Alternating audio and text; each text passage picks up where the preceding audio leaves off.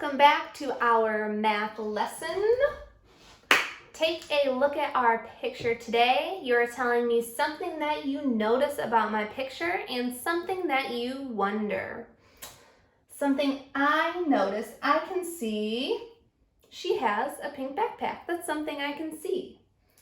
Something I'm wondering about, I wonder, this book that she's getting here, I wonder, is it a book about fairies or a book about NASCAR or animals or bugs? I wonder what kind of book she's picking. And we will dive right into our story problem today.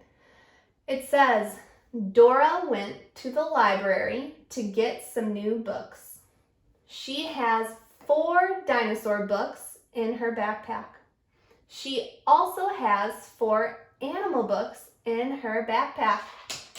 I'm going to read that one more time for you. Listen very carefully. Dora went to the library to get some new books. She has 4 dinosaur books in her backpack. How many books are dinosaur books? Should be 4. She also has 4 animal books in her backpack. How many animal books? 4. And today what I would like to know is how many books does Dora have in her backpack? So we're going to read through the problem again. Listen, see if you hear any words that tells us if we are going to be adding today or subtracting. Dora went to the library to get some new books. Okay, some, so we don't know how many, but we do know she got 4 dinosaur books in her backpack. She also had 4 animal books in her backpack. So both of these are in her backpack.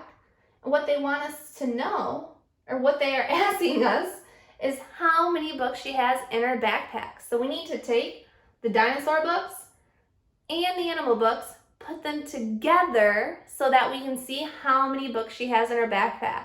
Today we are adding. All right, I am starting off today using our number rack. And the first number I heard was 4. She had 4 dinosaur books. So I need to count out 4 beads to move. 1, 2, 3, 4. So I'll take the first 4 red ones.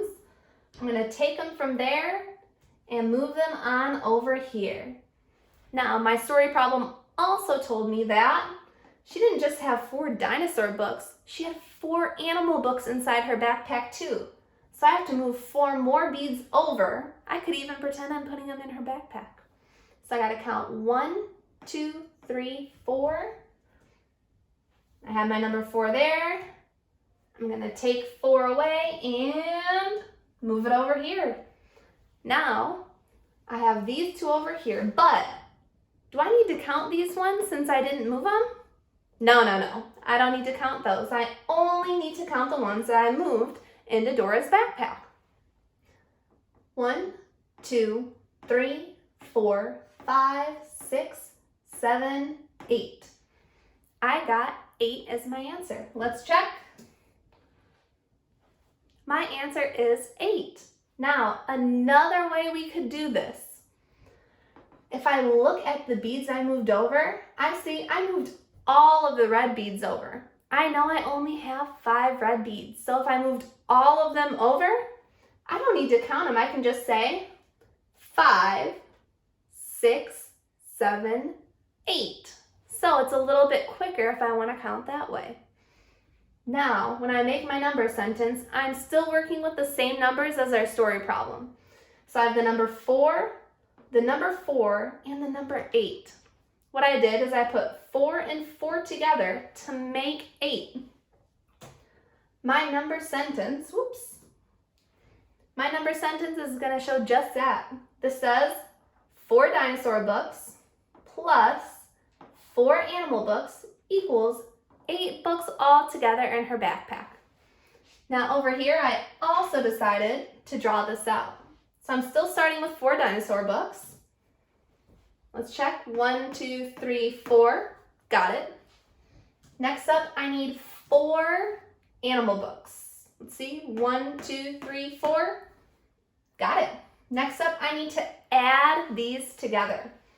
So I can count. I know I have 4, and then I'll just keep counting on. So I know 4, 5, 6, 7, 8. Again, my answer is going to be 8, and my number sentence stays the same too. All right, for your math lesson pages today, I'm actually going to walk you through how to do them because the last 2 pages don't really have great directions on them. So I just really want to make sure that you know what to do. So our first page, it says practice by myself, count teen numbers. So it looks like here it's showing me how to make a number 13. So the first thing I'm going to do, I'm going to trace that to my best. There's another one for you to practice on, and then you are drawing your own 13. Next it says, draw 13. Well, I'm not going to draw the number 13, I just did that. It wants me to draw 13 objects. Now, I decided I was going to draw 13 monsters. So I have 1, 2, 3, 4, 5, 6, 7, 8, 9, 10. 10 monsters. Now, did I do 13? No, I stopped at 10, so I still need to add more. 10, 11, 12, 13. I have drawn 13 monsters. Now, when you do this, you can draw 13 of whatever.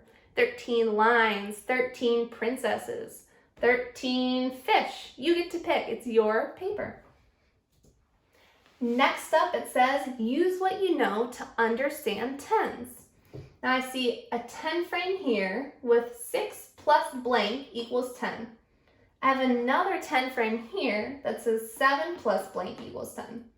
Well, equaling 10, no problem, because my 10 frame already has 10, right? What I decided to do is I added 6 dots into my 10 frame, just like my problem.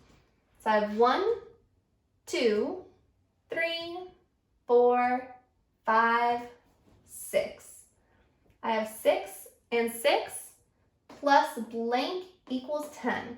Now, I know if I fill up my whole 10 frame, that's going to get me 10. So what I need to do here, I need to figure out how many more dots do I need to put to fill it up. Well, I can count. 1, 2, 3, 4.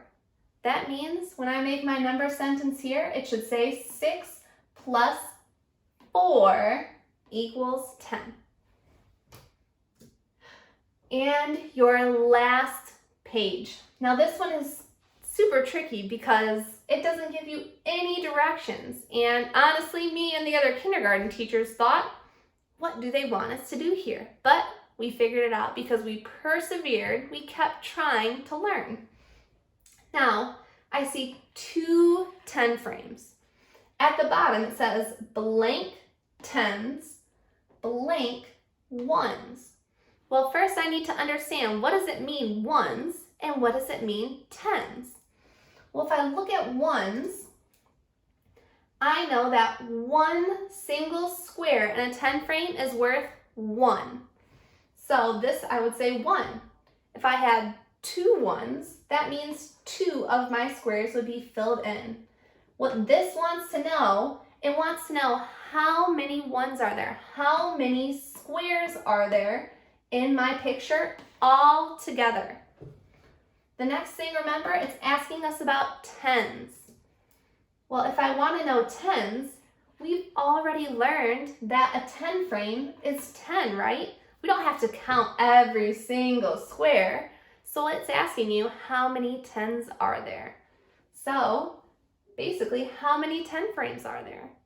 And that is up to you. So I hope that makes sense. If not, let me know, shoot me a message, and I will be available to help you.